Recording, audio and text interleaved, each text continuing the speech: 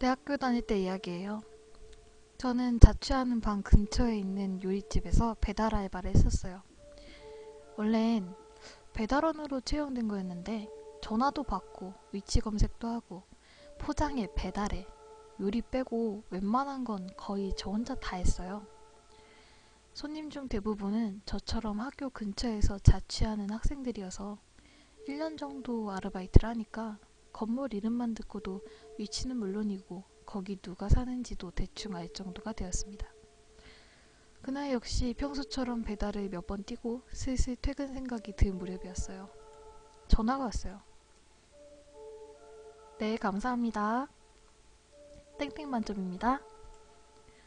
배달 좀 부탁할게요. 네, 그러면 성함이랑 주소, 전화번호 좀 말씀해 주시겠어요? 반대편에선 대답이 없었습니다. 하지만 자기가 사는 곳 주소를 정확히 모르는 사람이 의외로 꽤 있어요. 분명히 주소를 찾고 있을 것이라 생각한 저는 별 생각 없이 대답을 기다리고 있었습니다. 아니나 다를까 잠시 뒤에 대답이 들렸어요. A입니다. 어디 몇 번지. 전 안심하고 평소처럼 주문을 받았죠. 지도 검색 서비스로 찾아보니까 근처에 있는 학생용 아파트였습니다. 음식을 싣고 5분 정도 달려서 시골길로 들어서니까 그 아파트가 있었어요. 꽤 커서 멀리서 본 적은 몇 번 있었는데 근처까지 간 건 그때가 처음이었어요. 꽤 낡아 보이는 4층짜리 건물이었죠. 밖에서 보기만 해도 오래된 건물이라는 게 느껴질 정도였으니까요. 오후 9시를 지난 늦은 시간인데도 건물에는 어디 불 켜진 집이 하나 없었습니다. 솔직히 10만원짜리 월세방이라도 이런 곳에선 안 살고 싶다는 느낌이었어요.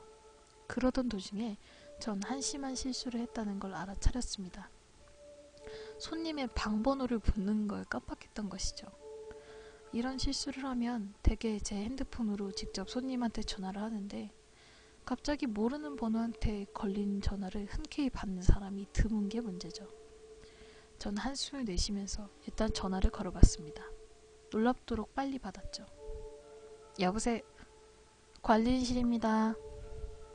말도 안 듣고 바로 알려주는 그 모습이 왠지 기분이 나빴는데 우선 감사하다고 말하고 오토바이를 세운 채로 입구로 들어섰어요.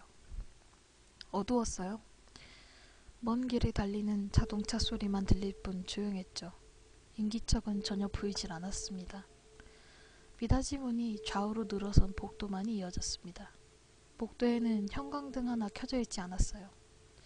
굳이 스위치를 찾아서 불을 켜느니 최대한 빨리 돌아가고 싶어서 저는 그대로 안쪽으로 나가서 관리인실 문을 노크했어요.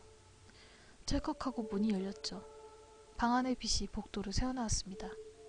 전화로 들은 목소리처럼 추리한 차림의 남자가 늦은 시간에 미안해요 라면서 맞아주었습니다.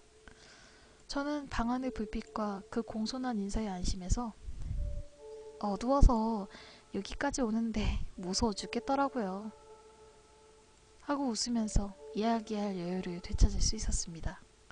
그 후에 음식을 건네주고 돈도 받고 전 돌아왔어요. 그리고 문 닫을 시간까지 점장님이랑 얘기하고 청소도 하고 하루 매상을 정리하러 갔습니다. 주문받았던 전표를 대조해 나가면서 계산기로 계산을 하는데 2만원 넘게 매상이 모자랐어요. 100원 정도는 그 정도 차이는 종종 나기도 하고 그럴 때면 알아서 제 돈으로 채워 넣기도 했었어요. 하지만 이 정도로 큰 차이가 난 적은 처음이었습니다.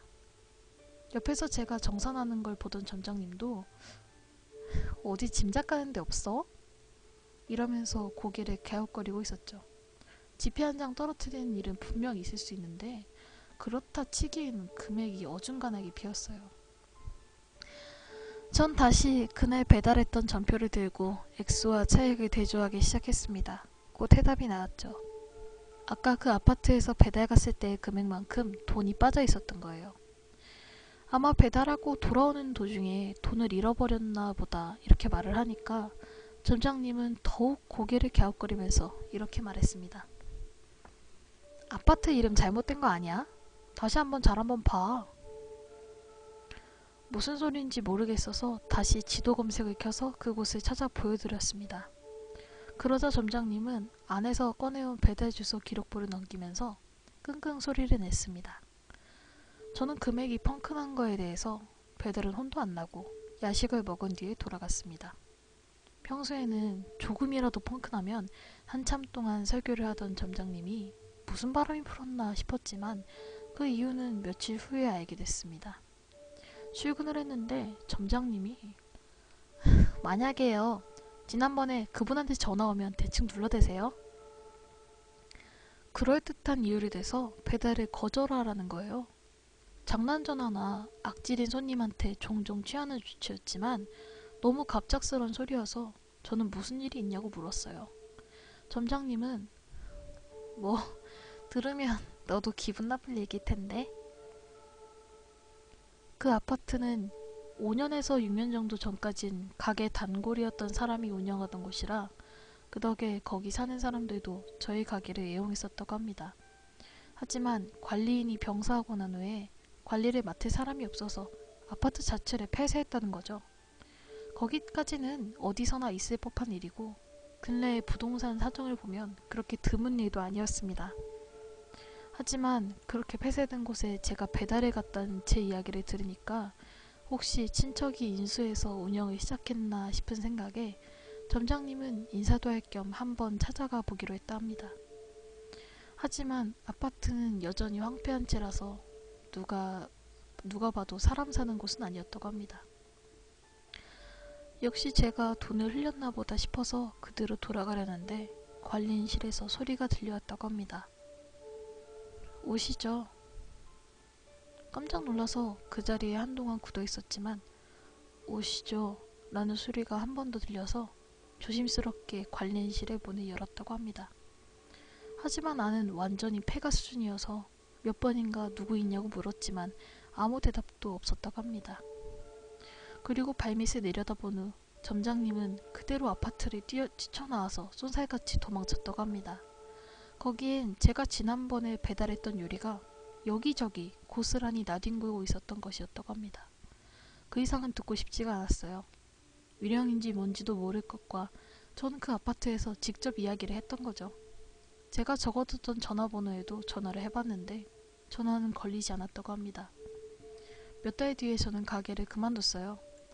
1년 반 정도 근무를 했는데 슬슬 다른 일도 해보고 싶다는 이유를 내걸었지만 일을 하고 있노라면 아무래도 그때 그 일이 떠오른다는 게 속마음이었어요. 그만두는 결심을 하게 된 건 그 사건으로부터 한 달 정도 지났을 무렵 일어난 사건 때문입니다. 그때 그 A한테 다시 전화가 온 거죠. 저는 일부러 점장님한테 들리도록 큰 목소리로 그분이시죠? 하면서 떨리는 목소리를 억누르며 소리쳤죠. 그걸 알아차린 점장님은 자신한테 바꿔달라는 제스처를 취했습니다. 곧 수화기를 넘겨받은 점장님은 지금 배달은 사정이 있어서 잠시 쉬고 있다고 거짓말을 했습니다. 그런데 전화를 끊기 직전 점장님의 얼굴이 무척 동요하고 있었죠. 전화를 끊은 후 점장님은 저를 보고 말했습니다. 지금 가게에 직접 찾아오겠다는데? 그 이후론 도저히 버틸 수가 없었어요. 그날 결국 그분은 가게에 찾아오지 않으셨습니다. 저는 그 후로 이사를 갔기 때문에 그 후에 있는 일은 모르겠습니다.